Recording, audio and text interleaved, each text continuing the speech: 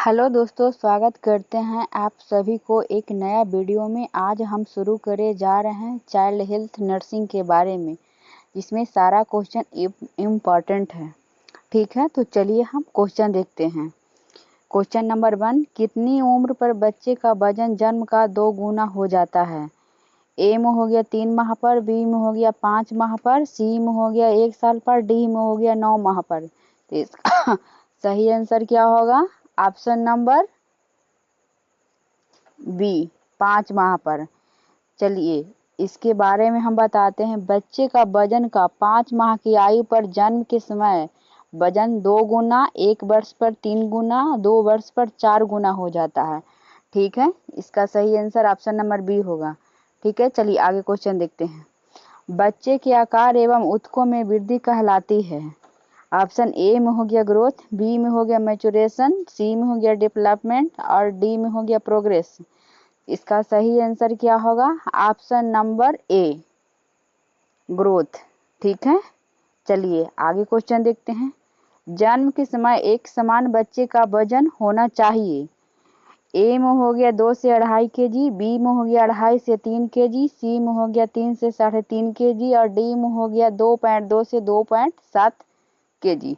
इसका सही आंसर क्या होगा? ऑप्शन नंबर बी, 2.5 से 3 केजी मिनिमम माना गया है। ठीक है, चलिए आगे क्वेश्चन देखते हैं। सारा क्वेश्चन एग्जाम में पूछा गया है। जो क्वेश्चन नंबर फर्स्ट था जो एएनएम के एग्जाम में अभी 10,109 को वैकेंसी था ना, उसमें 11 तारीख को जो एग्जाम हुआ था ना, उसमें पूछा गया क्वेश्चन है। चलिए क्वेश्चन नंबर 4, टर्नर सिंड्रोम में गुणसूत्रों की संख्या होती है? ए में हो गया 45, बी में हो गया 44, सी में हो गया 46 और डी में हो गया 47। इसका सही आंसर क्या होगा? ऑप्शन नंबर ए, 45। टर्नर सिंड्रोम से पीड़ित लड़कियों में एक एक्स गुणसूत्र की कमी रहती है। 100 इस प्रकार इसमें 46 के स्थान पर 45 गुणसूत्र होते हैं। ठीक है, यह अवस्था मोनोसोमी कहलाती है। ठीक है, चलिए आगे क्वेश्चन देखते हैं। एक बच्चे के कार्य करने के तरीके एवं दक्षता स्किल्स में परिपक्वता आना कहलाती है? क्या कहलाती है? ए में हो गया ग्रोथ, बी में हो गया डेवलपमेंट, सी में हो गया इंक्रीमेंट और डी में हो गया मैचुरेशन। इसका सही आंसर क्या होगा? Option number B, development. ठीक है, चलिए आगे क्वेश्चन देखते हैं। कितनी उम्र पर बच्चे का वजन जन्म की 3 गुना हो जाता है? अभी बताए हैं। ऑप्शन ए में हो गया 5 माह, बी में हो गया 1 साल, सी में हो गया 2 साल, डी में हो गया 18 माह। तो इसका सही आंसर क्या होगा? ऑप्शन नंबर बी, 1 साल। ठीक है, चलिए आगे क्वेश्चन देखते हैं।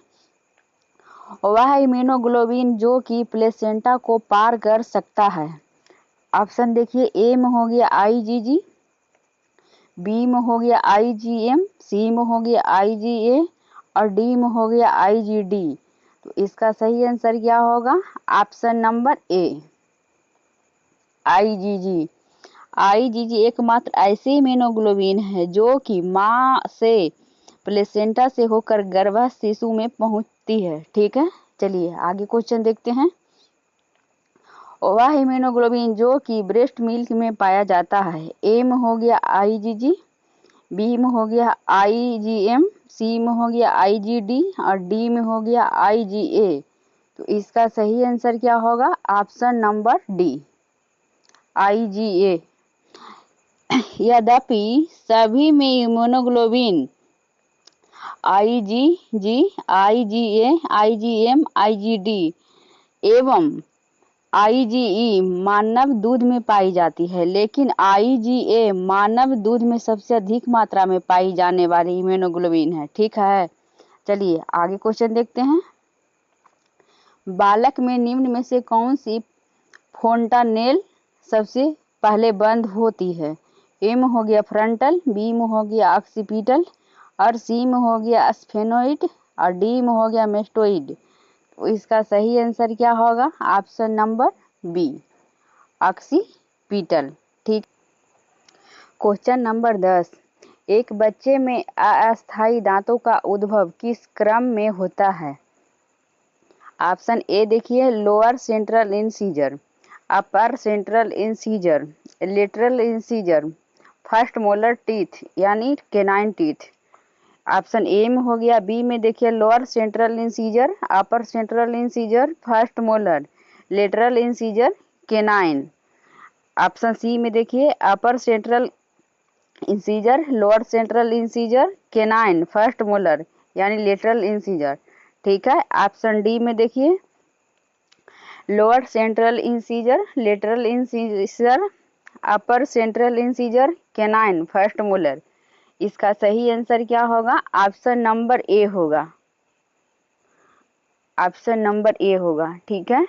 चलिए आगे क्वेश्चन देखते हैं। पिछले वीडियो में हम दांत के बारे में ही बताए थे। क्वेश्चन नंबर 11, मानव में स्थायी दांतों के उद्भव का सही क्रम कौन सा है?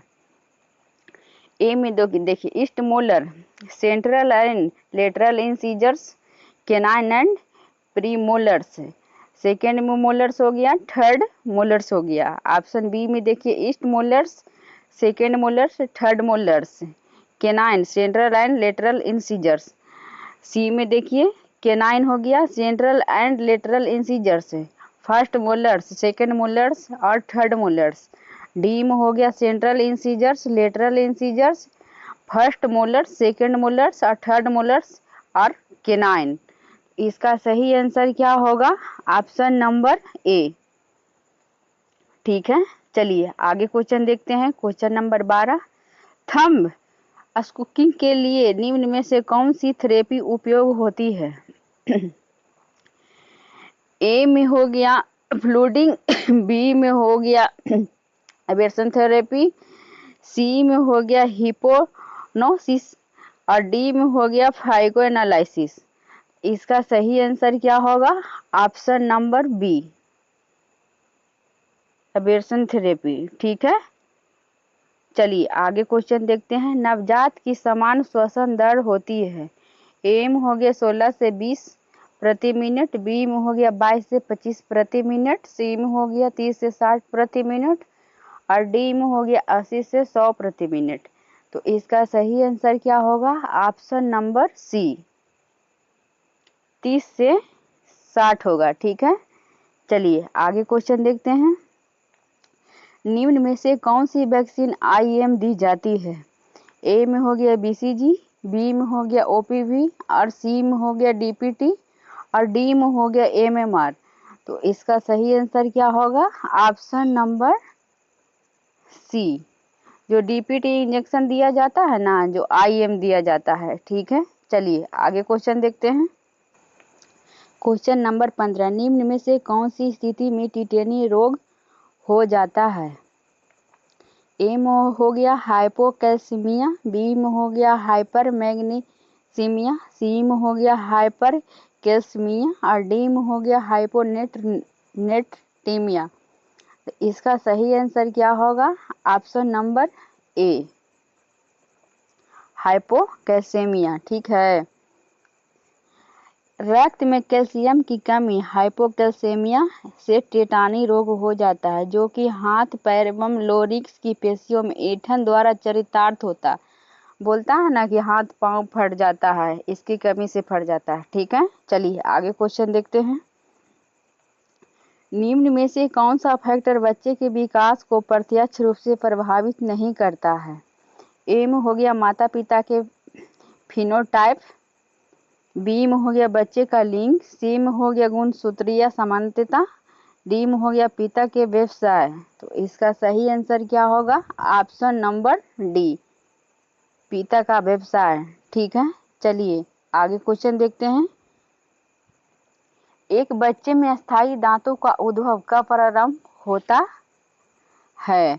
ए में हो गया 2 से 3 वर्ष की उम्र पर, बी में हो गया 6 से 7 वर्ष की उम्र पर और सी में हो गया 4 से 5 वर्ष की उम्र पर और डी में हो गया 10 से 12 वर्ष की उम्र पर। तो इसका सही आंसर क्या होगा? ऑप्शन नंबर बी, 6 से 7 वर्ष की उम्र पर। बच्चे में स्थायी दांतों का उद्भवन 6 से 7 वर्ष की आयु पर प्रथम मोलर दांतों के निकलने से प्रारंभ होता है। ठीक है। चलिए आगे क्वेश्चन देखते हैं। एक शिशु में अस्थायी दांतों का उगना कब शुरू होता है? ए में हो गया 6 से 8 महीने पर, बी में हो गया 4 से 5 महीने पर, सी में हो गया 2 से 3 साल पर और डी में हो गया 21 से 22 महीने पर। तो इसका सही आंसर क्या होगा? ऑप्शन नंबर ए, 6 से 8 महीने पर। एक शिशु में अस्थायी दांतों का निकलना 6 से 8 माह पर निचले सेंट्रल, पहले नीचे वाला दांत आता है, सेंट्रल इंसाइजर के निकलने से शुरू होता है। ठीक है, नीचे वाला जो 4 दांत नीचे 4 दांत ऊपर होता है उसको इंसाइजर बोलते हैं। ठीक है, चलिए आगे क्वेश्चन देखते हैं। जन्म के समय एक बच्चे की समान लंबाई क्या होती है?